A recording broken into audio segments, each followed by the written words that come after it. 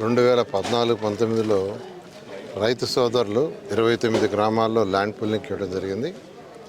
అప్పుడే ఆ గ్రామాల్లో ఉన్న ఆ రైతు సోదరులందరూ శాసనసభ్యులు శ్రావణ గారిని అప్పుడు అడగటం, మా గ్రామాలు కూడా రోడ్లు, డ్రైన్స్ అవన్నీ డెవలప్ చేయమంటే ఇప్పుడు ముఖ్యమంత్రి గారికి చెప్పడం, ముఖ్యమంత్రి గారు ఈ యొక్క ల్యాండ్ పూలింగ్ తీసుకొని ల్యాండ్ పూలింగ్లో ఏదైతే ఇన్ఫ్రాస్ట్రక్చర్ ఇస్తున్నారో, రోడ్లు కానీ, డ్రైన్స్ కానీ, అండర్గ్రౌండ్ డ్రైనేజ్ కానీ, డ్రింకింగ్ కానీ, అదేవిధంగా గ్రామాల్లో కూడా చేయమని ఆ రోజు ఆదేశించారు.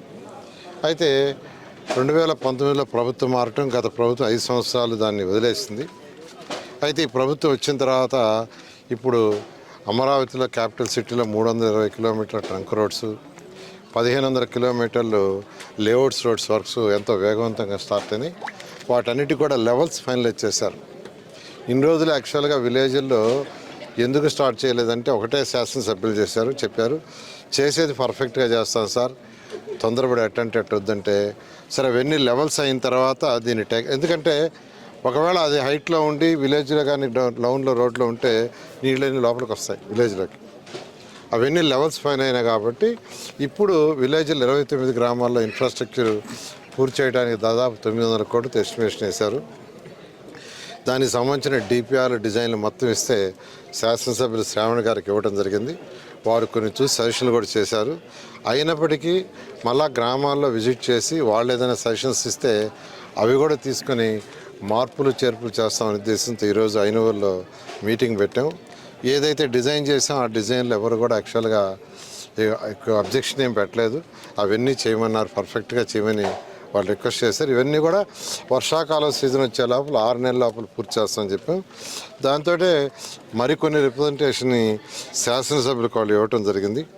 జడ్పీ హై స్కూల్ గ్రౌండ్లోను, తర్వాత ఎస్సీ కమ్యూనిటీ హాల్లో మెరకు ఒకటి చేయమని, అది 15 రోజుల్లో కంప్లీట్ చేస్తామని చెప్పాం. చెరువు చుట్టూ వాకింగ్ ట్రాక్ ఒకటి అడిగారు. అదేవిధంగా శ్మశానం ఒకటి కావాలన్నారు.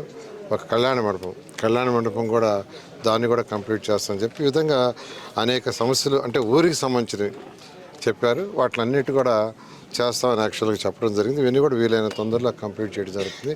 అన్ని గ్రామాల వాళ్ళకి ఒకటే చెప్పేది, ప్రతి గ్రామానికి రెగ్యులర్గా వస్తాం, నేను శాసనసభ్యులు మిమ్మల్ని కలుస్తాం.